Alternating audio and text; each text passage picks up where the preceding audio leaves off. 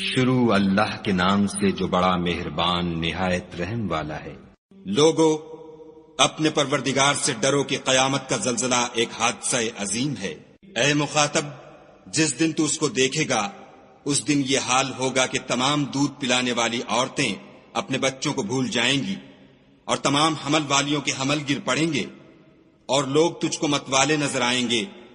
مگر وہ متوالے نہیں ہوں گے بلکہ عذاب دیکھ کر مدہوش ہو رہے ہوں گے۔ بے شک خدا کا عذاب بڑا سخت ہے۔ اور بعض لوگ ایسے ہیں جو خدا کی شان میں علم و دانش کے بغیر جھگڑتے اور ہر شیطان سرکش کی پیروی کرتے ہیں، جس کے بارے میں لکھ دیا گیا ہے کہ جو اسے دوست رکھے گا تو وہ اس کو گمراہ کر دے گا اور دوزخ کے عذاب کا رستہ دکھائے گا۔ لوگو اگر تم کو مرنے کے بعد جی اٹھنے میں کچھ شک ہو تو ہم نے تم کو پہلی بار بھی تو پیدا کیا تھا، یعنی ابتدا میں مٹی سے، پھر اس سے نطفہ بنا کر، پھر اس سے خون کا لوتھڑا بنا کر، پھر اس سے بوٹی بنا کر، جس کی بناوٹ کامل بھی ہوتی ہے اور ناقص بھی، تاکہ تم پر اپنی خالقیت ظاہر کر دیں، اور ہم جس کو چاہتے ہیں ایک میعاد مقرر تک پیٹ میں ٹھہرائے رکھتے ہیں، پھر تم کو بچہ بنا کر نکالتے ہیں، پھر تم جوانی کو پہنچتے ہو، اور بعض قبل از پیری مر جاتے ہیں، اور بعض شیخ فانی ہو جاتے اور بڑھاپے کی نہایت خراب عمر کی طرف لوٹائے جاتے ہیں کہ بہت کچھ جاننے کے بعد بالکل بے علم ہو جاتے ہیں۔ اور اے دیکھنے والے، تو دیکھتا ہے کہ ایک وقت میں زمین خشک پڑی ہوتی ہے، پھر جب ہم اس پر مہ برساتے ہیں تو وہ شاداب ہو جاتی اور ابھرنے لگتی ہے اور طرح طرح کی بارونق چیزیں اگاتی ہے۔ ان قدرتوں سے ظاہر ہے کہ خدا ہی قادر مطلق ہے جو برحق ہے، اور یہ کہ وہ مردوں کو زندہ کر دیتا ہے، اور یہ کہ وہ ہر چیز پر قدرت رکھتا ہے، اور یہ کہ قیامت آنے والی ہے، اس میں کچھ شک نہیں، اور یہ کہ خدا سب لوگوں کو جو قبروں میں ہیں جلا اٹھائے گا۔ اور لوگوں میں کوئی ایسا بھی ہے جو خدا کی شان میں بغیر علم و دانش کے اور بغیر ہدایت کے اور بغیر کتاب روشن کے جھگڑتا ہے اور تکبر سے گردن موڑ لیتا ہے تاکہ لوگوں کو خدا کے رستے سے گمراہ کر دے، اس کے لیے دنیا میں ذلت ہے، اور قیامت کے دن ہم اسے عذاب آتش سوزاں کا مزہ چکھائیں گے۔ اے سرکش، یہ اس کفر کی سزا ہے جو تیرے ہاتھوں نے آگے بھیجا ہے، اور خدا اپنے بندوں پر ظلم کرنے والا نہیں۔ اور لوگوں میں بعض ایسا بھی ہے جو کنارے پر کھڑا ہو کر خدا کی عبادت کرتا ہے، اگر اس کو کوئی دنیاوی فائدہ پہنچے تو اس کے سبب مطمئن ہو جائے، اور اگر کوئی آفت پڑے تو منہ کے بل لوٹ جائے، یعنی پھر کافر ہو جائے۔ اس نے دنیا میں بھی نقصان اٹھایا اور آخرت میں بھی، یہی تو نقصان سری ہے۔ یہ خدا کے سوا ایسی چیز کو پکارتا ہے جو نہ اسے نقصان پہنچائے اور نہ فائدہ دے سکے، یہی تو پرلے درجے کی گمراہی ہے۔ بلکہ ایسے شخص کو پکارتا ہے جس کا نقصان فائدے سے زیادہ قریب ہے، ایسا دوست بھی برا اور ایسا ہم صحبت بھی برا۔ جو لوگ ایمان لائے اور عمل نیک کرتے رہے، خدا ان کو بہشتوں میں داخل کرے گا جن کے نیچے نہریں چل رہی ہیں۔ کچھ شک نہیں کہ خدا جو چاہتا ہے کرتا ہے۔ جو شخص یہ گمان کرتا ہو کہ خدا اس کو دنیا اور آخرت میں مدد نہیں دے گا تو اس کو چاہیے کہ اوپر کی طرف یعنی اپنے گھر کی چھت میں ایک رسی باندھے، پھر اس سے اپنا گلا گھونٹ لے، پھر دیکھے کہ آیا یہ تدبیر اس کے غصے کو دور کر دیتی ہے۔ اور اسی طرح ہم نے اس قرآن کو اتارا ہے جس کی تمام باتیں کھلی ہوئی ہیں، اور یہ یاد رکھو کہ خدا جس کو چاہتا ہے ہدایت دیتا ہے۔ جو لوگ مومن یعنی مسلمان ہیں اور جو یہودی ہیں اور ستارہ پرست اور عیسائی اور مجوسی اور مشرک، خدا ان سب میں قیامت کے دن فیصلہ کر دے گا۔ بے شک خدا ہر چیز سے باخبر ہے۔ کیا تم نے نہیں دیکھا کہ جو مخلوق آسمانوں میں ہے اور جو زمین میں ہے، اور سورج اور چاند اور ستارے اور پہاڑ اور درخت اور چارپائے اور بہت سے انسان خدا کو سجدہ کرتے ہیں، اور بہت سے ایسے ہیں جن پر عذاب ثابت ہو چکا ہے، اور جس شخص کو خدا ذلیل کرے اس کو کوئی عزت دینے والا نہیں۔ بے شک خدا جو چاہتا ہے کرتا ہے۔ یہ دو فریق ایک دوسرے کے دشمن اپنے پروردگار کے بارے میں جھگڑتے ہیں، تو جو کافر ہیں ان کے لیے آگ کے کپڑے قطع کیے جائیں گے، اور ان کے سروں پر جلتا ہوا پانی ڈالا جائے گا، اس سے ان کے پیٹ کے اندر کی چیزیں اور کھالیں گل جائیں گی، اور ان کے مارنے ٹھوکنے کے لیے لوہے کے ہتھوڑے ہوں گے۔ جب وہ چاہیں گے کہ اس رنج و تکلیف کی وجہ سے دوزخ سے نکل جائیں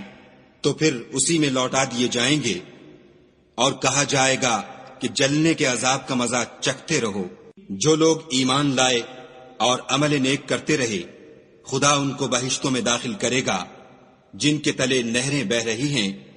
وہاں ان کو سونے کے کنگن پہنائے جائیں گے اور موتی،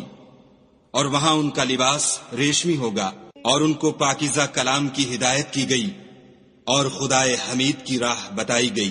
جو لوگ کافر ہیں اور لوگوں کو خدا کے رستے سے اور مسجد محترم سے، جسے ہم نے لوگوں کے لیے یکساں عبادت گاہ بنایا ہے، روکتے ہیں،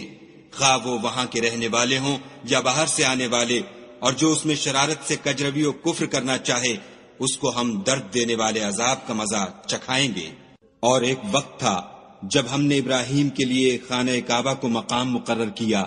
اور ارشاد فرمایا کہ میرے ساتھ کسی چیز کو شریک نہ کیجو، اور طواف کرنے والوں اور قیام کرنے والوں اور رکوع کرنے والوں اور سجدہ کرنے والوں کے لیے میرے گھر کو صاف رکھا کرو، اور لوگوں میں حج کے لیے ندا کر دو کہ تمہاری طرف پیدل اور دبلے دبلے اونٹوں پر جو دور دراز رستوں سے چلے آتے ہوں سوار ہو کر چلے آئیں، تاکہ اپنے فائدے کے کاموں کے لیے حاضر ہوں، اور قربانی کے ایام معلوم میں 4 پایہ مویشی کے ذبح کے وقت جو خدا نے ان کو دیے ہیں ان پر خدا کا نام لیں، اس میں سے تم خود بھی کھاؤ اور فقیر درماندہ کو بھی کھلاؤ۔ پھر چاہیے کہ لوگ اپنا میل کچیل دور کریں اور نظریں پوری کریں اور خانہ قدیم یعنی بیت اللہ کا طواف کریں، یہ ہمارا حکم ہے۔ اور جو شخص ادب کی چیزوں کی جو خدا نے مقرر کی ہیں عظمت رکھے تو یہ پروردگار کے نزدیک اس کے حق میں بہتر ہے۔ اور تمہارے لیے مویشی حلال کر دیے گئے ہیں سوا ان کے جو تمہیں پڑھ کر سنائے جاتے ہیں، تو بتوں کی پلیدی سے بچو اور جھوٹی بات سے اجتناب کرو، صرف ایک خدا کے ہو کر اور اس کے ساتھ شریک نہ ٹھہرا کر۔ اور جو شخص کسی کو خدا کے ساتھ شریک مقرر کرے تو وہ گویا ایسا ہے جیسے آسمان سے گر پڑے، پھر اس کو پرندے اچک لے جائیں یا ہوا کسی دور جگہ اڑا کر پھینک دے۔ یہ ہمارا حکم ہے۔ اور جو شخص ادب کی چیزوں کی جو خدا نے مقرر کی ہیں عظمت رکھے تو یہ فعل دلوں کی پرہیزگاری میں سے ہے۔ ان میں ایک وقت مقرر تک تمہارے لیے فائدے ہیں، پھر ان کو خانہ قدیم یعنی بیت اللہ تک پہنچنا اور ذبح ہونا ہے۔ اور ہم نے ہر ایک امت کے لیے قربانی کا طریق مقرر کر دیا ہے، تاکہ جو مویشی 4 پائے خدا نے ان کو دیے ہیں ان کے ذبح کرنے کے وقت ان پر خدا کا نام لیں۔ سو تمہارا معبود ایک ہی ہے، تو اسی کے فرما بردار ہو جاؤ اور عاجزی کرنے والوں کو خوشخبری سنا دو۔ یہ وہ لوگ ہیں کہ جب خدا کا نام لیا جاتا ہے تو ان کے دل ڈر جاتے ہیں، اور جب ان پر مصیبت پڑتی ہے تو صبر کرتے ہیں اور نماز آداب سے پڑھتے ہیں، اور جو مال ہم نے ان کو عطا فرمایا ہے اس میں سے نیک کاموں میں خرچ کرتے ہیں۔ اور قربانی کے اونٹوں کو بھی ہم نے تمہارے لیے شعائر خدا مقرر کیا ہے،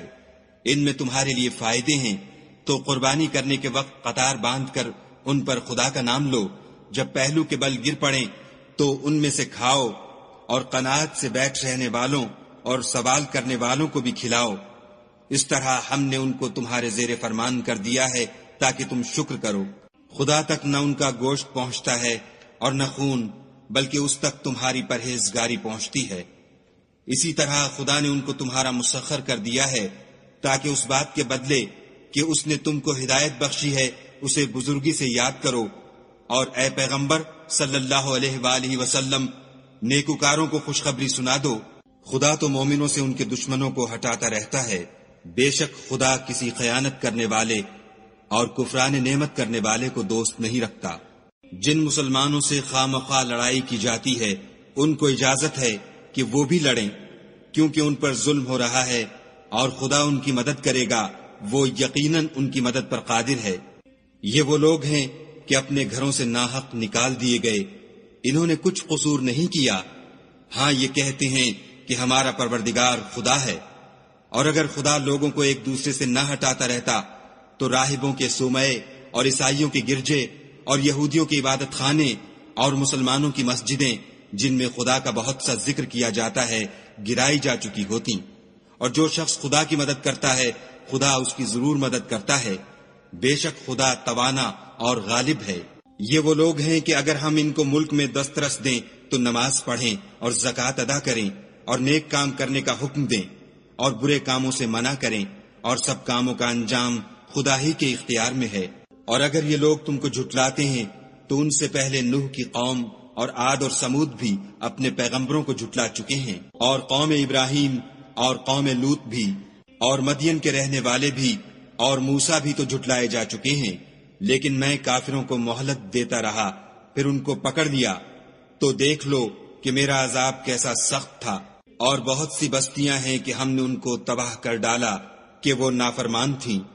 سو وہ اپنی چھتوں پر گری پڑی ہیں، اور بہت سے کنویں بیکار اور بہت سے محل ویران پڑے ہیں۔ کیا ان لوگوں نے ملک میں سیر نہیں کی تاکہ ان کے دل ایسے ہوتے کہ ان سے سمجھ سکتے، اور کان ایسے ہوتے کہ ان سے سن سکتے؟ بات یہ ہے کہ آنکھیں اندھی نہیں ہوتی، بلکہ دل جو سینوں میں ہیں وہ اندھے ہوتے ہیں۔ اور یہ لوگ تم سے عذاب کے لیے جلدی کر رہے ہیں، اور خدا اپنا وعدہ ہرگز خلاف نہیں کرے گا۔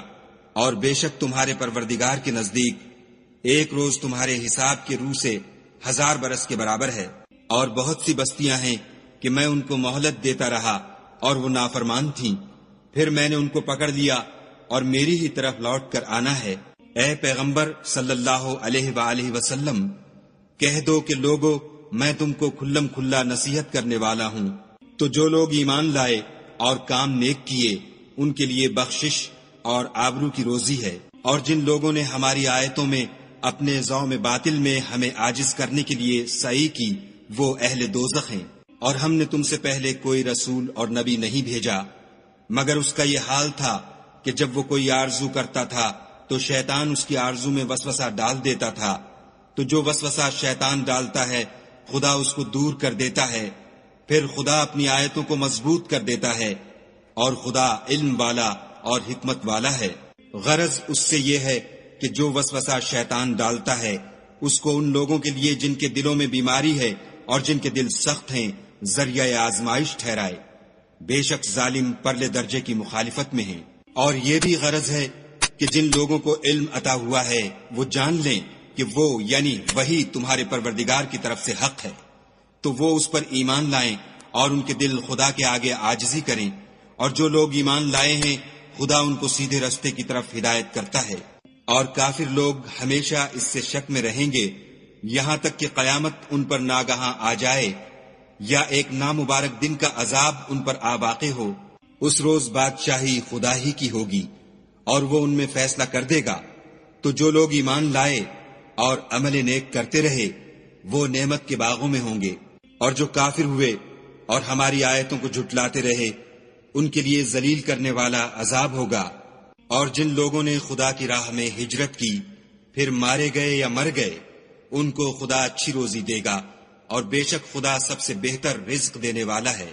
وہ ان کو ایسے مقام میں داخل کرے گا جسے وہ پسند کریں گے، اور خدا تو جاننے والا اور بردبار ہے۔ یہ بات خدا کے ہاں ٹھہر چکی ہے، اور جو شخص کسی کو اتنی ہی ایذا دے جتنی ایذا اس کو دی گئی پھر اس شخص پر زیادتی کی جائے تو خدا اس کی مدد کرے گا۔ بے شک خدا معاف کرنے والا اور بخشنے والا ہے۔ یہ اس لیے کہ خدا رات کو دن میں داخل کرتا ہے اور دن کو رات میں داخل کرتا ہے، اور خدا تو سننے والا دیکھنے والا ہے۔ یہ اس لیے کہ خدا ہی برحق ہے، اور جس چیز کو کافر خدا کے سوا پکارتے ہیں وہ باطل ہے، اور اس لیے کہ خدا رفیع الشان اور بڑا ہے۔ کیا تم نہیں دیکھتے کہ خدا آسمان سے مے برساتا ہے تو زمین سرسبز ہو جاتی ہے؟ بے شک خدا مہربان اور خبردار ہے۔ جو کچھ آسمانوں میں ہے اور جو کچھ زمین میں ہے اسی کا ہے، اور بے شک خدا بے نیاز اور قابل ستائش ہے۔ کیا تم نہیں دیکھتے کہ جتنی چیزیں زمین میں ہیں سب خدا نے تمہارے زیر فرمان کر رکھی ہیں، اور کشتیاں بھی جو اسی کے حکم سے دریا میں چلتی ہیں،